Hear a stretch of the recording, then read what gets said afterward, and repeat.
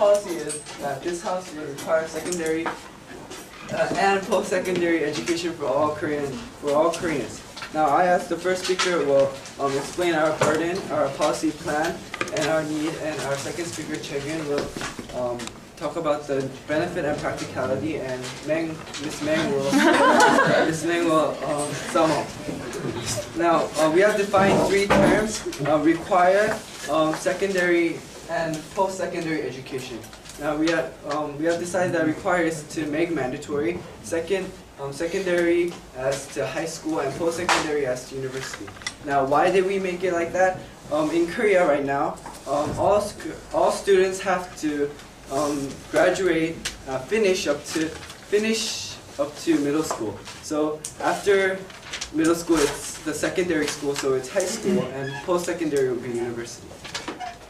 Now, our burden. We have to persuade you, audience, why this is the best way possible for the Korean society.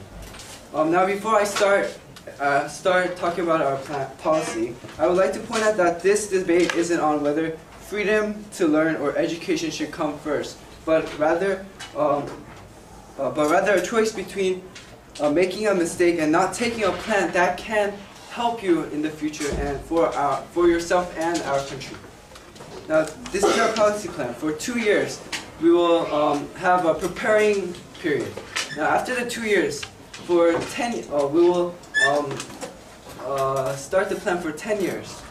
For each year, we'll expand the mandatory education year by 1 year. So I'll explain about that. So in our first year, we'll make our mandatory school level to 10th grade, second year to 11th grade, third year, and so on. And up to 7 years, then they'll be finishing college, which is 4 years. And after that, there will be 3 years left over, and that would be our adapting period, which we will see if it really is effective or not.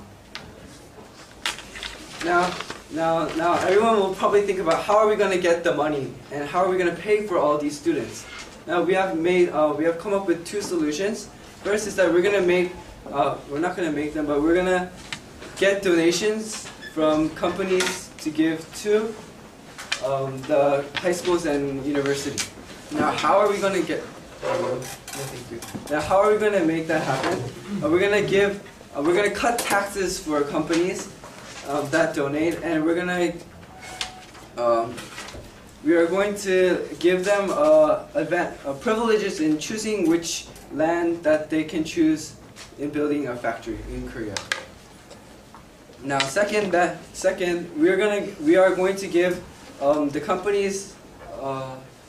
We're gonna let them draft students, outstanding students that in schools that they have donated, and take them to their companies, which will develop their companies.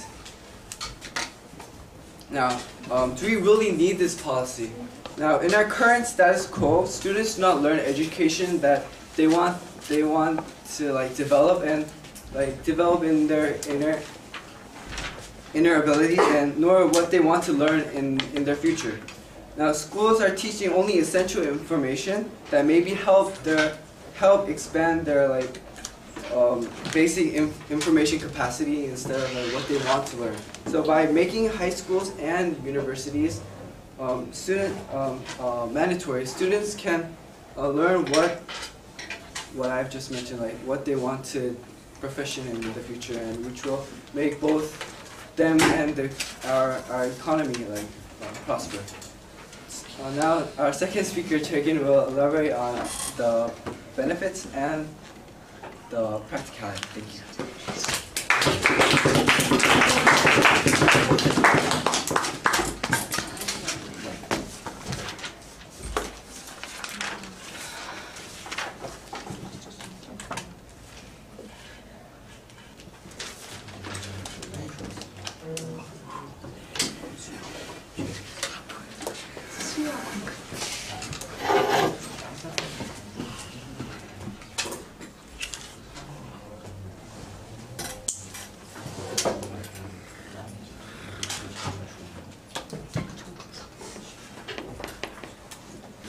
OG-san is the first speaker for the opposition side. Let's welcome him.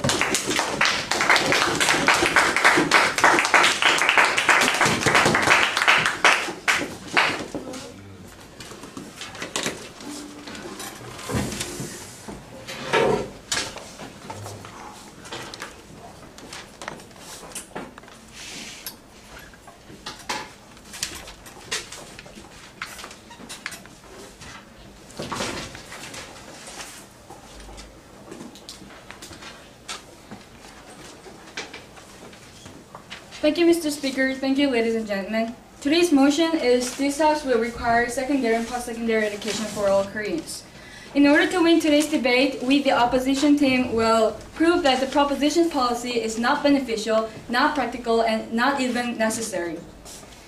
I, as the first speaker, will make our first point saying that the policy is not beneficial at all, and our second speaker, Jong-hyun, will elaborate on our second and third point, saying that the policy is not necessary and not practical. And our third speaker, Daewon, will just wrap up the debate for us. Okay. Before I go on, I will point out some fallacies the proposition team has made. They gave us two solutions for money funding, but before they give us solutions how to make money for that policy, I would like to strongly ask them, do you know approximately how much it will cost to put your policy in effect? According to our research, they didn't even know the fact that it will cost tremendous amount of money. When the Korean government extended the compulsory education to the middle school level, it costed a lot of money.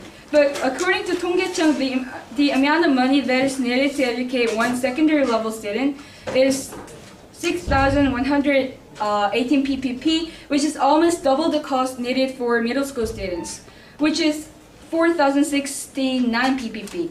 Therefore, it is clear that this policy is not practical in terms of the budget constraints, so it's not practical and it has to be failed.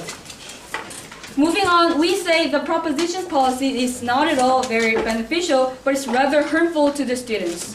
In order to make our point clear, we divide it into three cases of three different types of students. First, those who don't have any interest in secondary and post-secondary education, but are forced to sit in the class and listen to the teacher. The policy is not beneficial to them because there's no point for them to carry academics on to the further secondary and post-secondary level. Not all students in Korea are going to work in the career, where a higher level of education is needed, and not all practical skills are best learned inside the school classroom. So practical skills such as carpentry or certain technologies are best learned on the job. So in addition, even if they're sitting in the classroom, that doesn't guarantee the fact that they're actually learning from the teacher, that they're actually gaining something in the class. So the extra higher education will benefit them very little, especially when it was not their choice to sit and listen. Yes? Ladies and gentlemen, do you not realize that before you actually go out into the real world and actually practice skills, you have to learn something more than just basic skills. You have to have specific knowledge of how to use these things before we actually go out into the real world and actually be given a chance to practice these skills. Thank you. Our second speaker will elaborate on the POI. And moving on, secondly, it is not only inefficient for those who don't feel necessity to learn more, but also for those who are eager to learn from the class. The students who have interest in the fields other than academic fields will definitely disrupt the class environment and disturb even the passion of those students who are eager to learn from the class. Thirdly, it's also fatal for the students from the extremely poor families. According to Tonggaechang, the percentage of the basic livelihood recipients are 3.17% in 2001 and 3% in 2003. For these families who earn less than 136만 won for 4 families total per month, the extended mandatory education will be fatal to the family economy. Often sons and daughters of these families have to graduate school curriculum as soon as possible and contribute to the family economy by going into the real society and earn some money. However, if we extend the terms of mandatory education to secondary and post-secondary level, that means that they have to stay in school for at least next 7 years, which in turn means that no money for those poor families for 7 years. Considering all this policy has no reason to be passed because it is not beneficial at all. Our next 2 points will be carried by Jong-hyun, our second speaker. Thank you.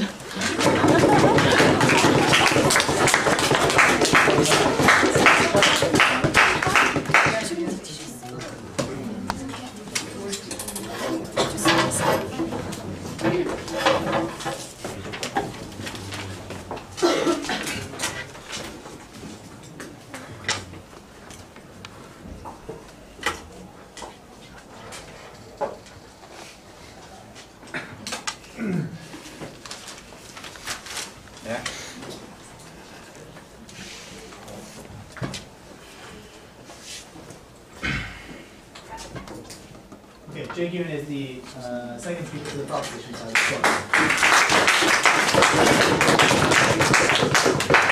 Good afternoon.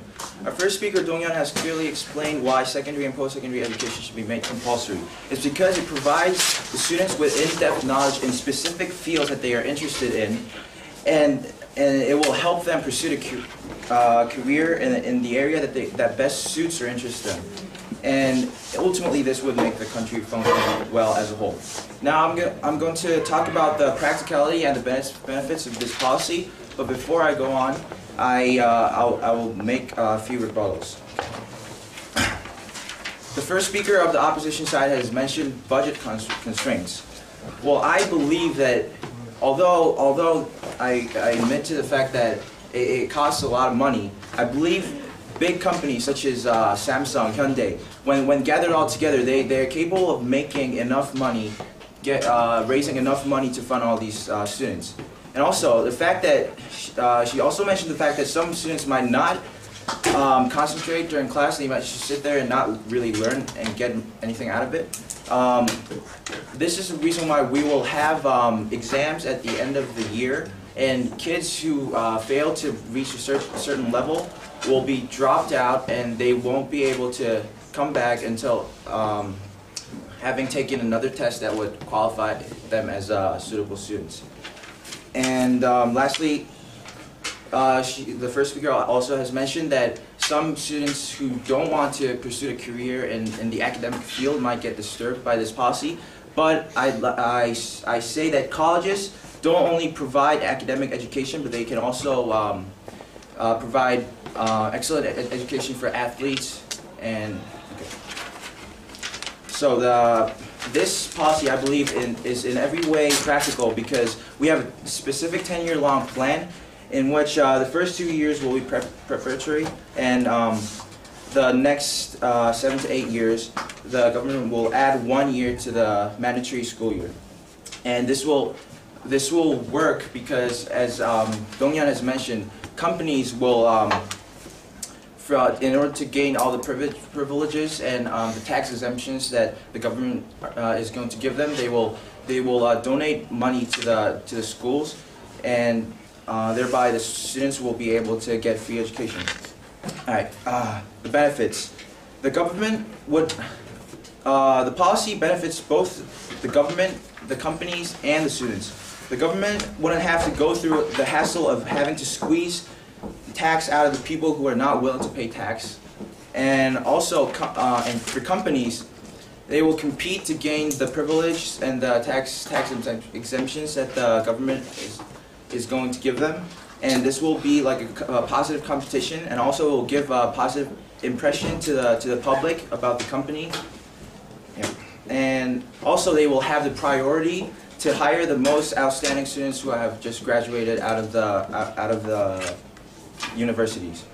And for students, this policy benefits students because they will enjoy free education that would enable them to pursue a career that most interests them and that they believe that they are most skilled in. And our third speaker, Meng Jian, is going to sum up our arguments and make all the rebuttals that are left. Thank you very much.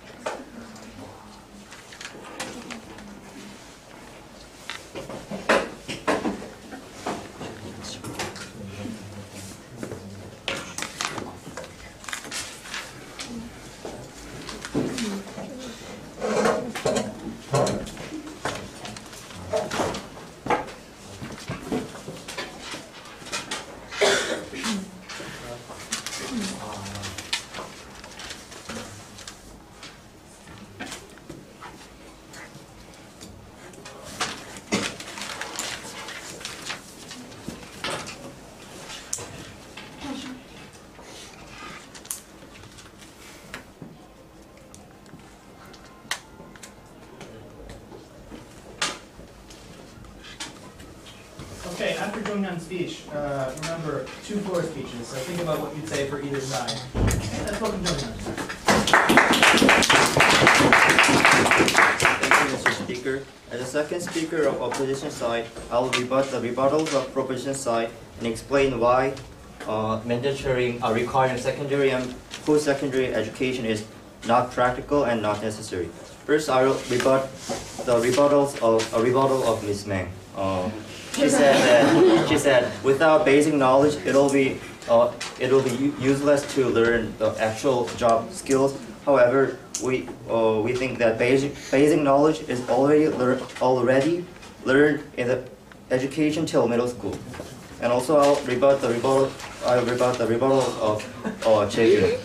First, he mentioned that their budget will be enough if like Samsung and all big companies gather and have a donation, but they didn't give us a fact like the concrete kind of tax cut. They just like said it'll be kind of enough. So it is not really certain that the budget will be very enough.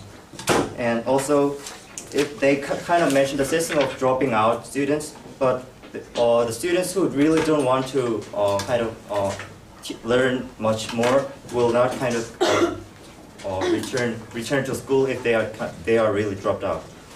Okay, and I'll explain the non-practicality of the requiring secondary and post-secondary education. First, requiring all Korean students secondary education doesn't provide actual skills for jobs. Majority of students who graduated from university, which is post-secondary education, get internship programs and other kind of education in company when they start to work for a company. This means that even if secondary and post-secondary education is required, the practical skills won't be attained. For example, Samsung has reported that the cost to educate one worker is nearly 40 million won per year. This is really huge amount of money, and this kind of supports my idea. Next, I'll explain that requiring secondary education is not really necessary. Secondary and post-secondary education isn't necessary because status quo has no problem in operating. Status quo is that all Korean students are required to attend middle school, and further education depends on individual students' choice to learn. In this case, students who want to work to earn money can do that, and students who want further education may attend high school and so on. But if the government requires all students to just attend secondary and post-secondary education, the students who want to work, like the rights of students who want to work, will be kind of violated. So in conclusion, mandatory secondary and post-secondary is not practical because it doesn't teach real job applying skills, and it is not necessary because status quo is okay. My next speaker, Daewon, will sum up our opinions. Thank you.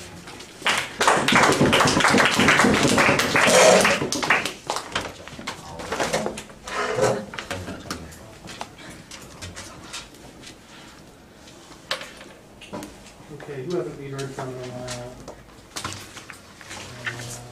What were we in this class? Chung Min-bi, have you heard from you this semester? Does that now? Have we heard from you this semester? I don't think so, yeah. Wang Yi, we have heard from you, haven't we? I don't really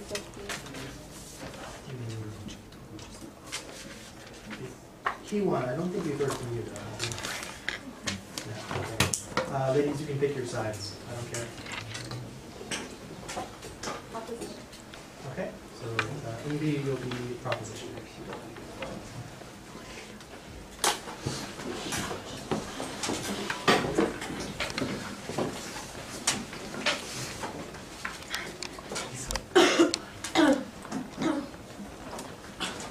To actually survive in the real world, what we need is not, actually we need practical skills also, but what we need more is like high school education and like higher education, like secondary and post-secondary education. That will make, there will be a capital resource for the country, which will further increase our GDP, and it will be beneficial for the economy as a whole. So, for these reasons, yeah. I believe that secondary and post-secondary education should be mandatory. Thank you.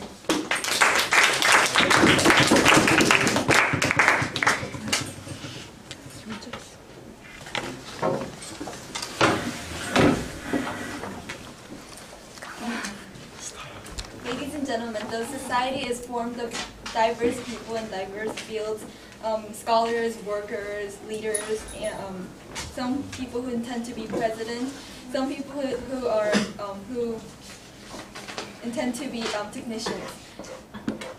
Although it is good for the people to get education, however, university level education, I believe, is unnecessary for it's not necessary for everyone. Why waste billions of dollars on educating everyone up to university level if that money can be used to do something much more beneficial, much more practical?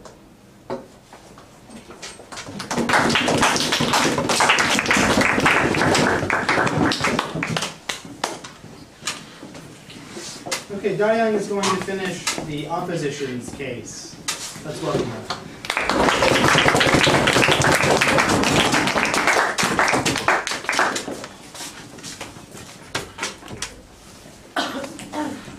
Thank you, Mr. Speaker. Ladies and gentlemen, today as the third speaker of the opposition side, I'm going to elaborate on what the questions were on today's debate and the fallacy of the policy the proposition side proposed. Then also, I'm going to sum up the arguments of our team and prove why this policy should be failed. First, I'm going to rebut some arguments of the proposition side. The proposition side continuously argues that they will get the money from the funds and donations from the companies. However, as our first speaker, Ji-sun, mentioned, it clearly states how much money will be needed. Then how can they ensure that the companies will offer enough money for the proper education for every Korean student in Korea? Also, what if they don't want to take the proposal? Second, about the proposition's argument about the basic skills and on-the-job problem, I will elaborate on it during my speech about our argument. Now, I'm going to clarify the fallacy of this policy by arguments of our team, the opposition side. Our first argument is about the benefits. Reading recipes and cooking food is totally different. Mandatory education is like reading recipes. Of course, the opposition side agrees that students have to learn on paper. However, the fundamental reason why we learn theories is to do in reality. Especially for the students who are willing to learn practical skills, learning on paper is no. Thank you, ma'am. What the students have to do is facing the reality. Also, it is better not to disturb other students who are eager to learn from classes by sitting in the classroom. This policy is not beneficial at all. Second, this policy is not practical. The mandatory education for the middle school students has taken effect completely since 2002. Here, completely means all students in Korea get mandatory education for free without any pay. However, it didn't observe. It is true that over 90% of Korean students are going to middle school now. However, after the policy was passed, parents were forced to pay about 200,000 won a year. Then what about this policy? We can easily predict that it would cost more to educate high school students and more money would be paid by parents. It is totally unpractical and violating the policy itself. Last, this policy is not necessary. Now in Korea, almost all students can go to high school if they want to. For the students who are not able to handle the payment for the school, there is a policy which supports poor students. Then why do we need a new policy? Even Korea does not have any policy for the mandatory high school education, students can go to the school anytime if they want to. Thus, this policy is not needed and unnecessary. As the arguments of the opposition side show, this policy failed to prove the practicality, necessity, and benefits. Thus, we, the opposition side, strongly believe that this policy, this House will require secondary and post-secondary education for all Koreans should be failed. Thank you.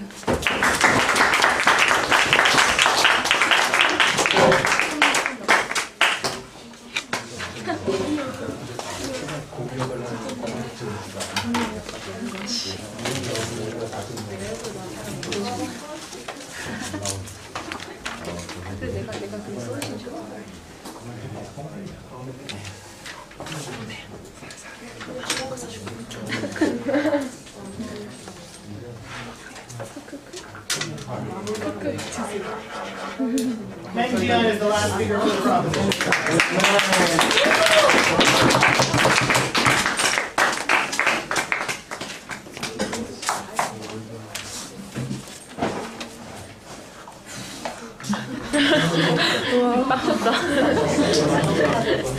Ladies and gentlemen, people say that all jobs are equal. But let's face the reality. Are all jobs equal? Let's think about it. How far do you think a person who works at a gas station can get to? How much money do you think he can earn? How much money do you think that this person can spend on their children's education? Probably not a lot. But what happens to these children who are not funded by their parents and are not able to be educated, even if they want to? Sure, instead of some families, as the opposition say, some children may not want to go to middle school for the sake of earning money for their family. Yes, for 7 years, they may be able to earn some money. They probably working at like supermarkets nearby. There is a limit to this. Do you seriously think that after 7 years with no education, these children will be able to grow up as a member of a society and feed their family?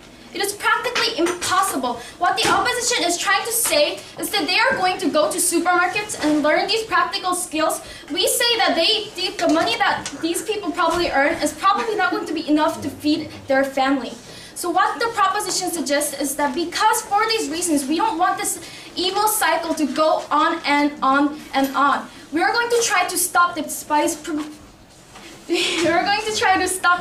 proposing a plan that we have suggested, that our first speaker has suggested.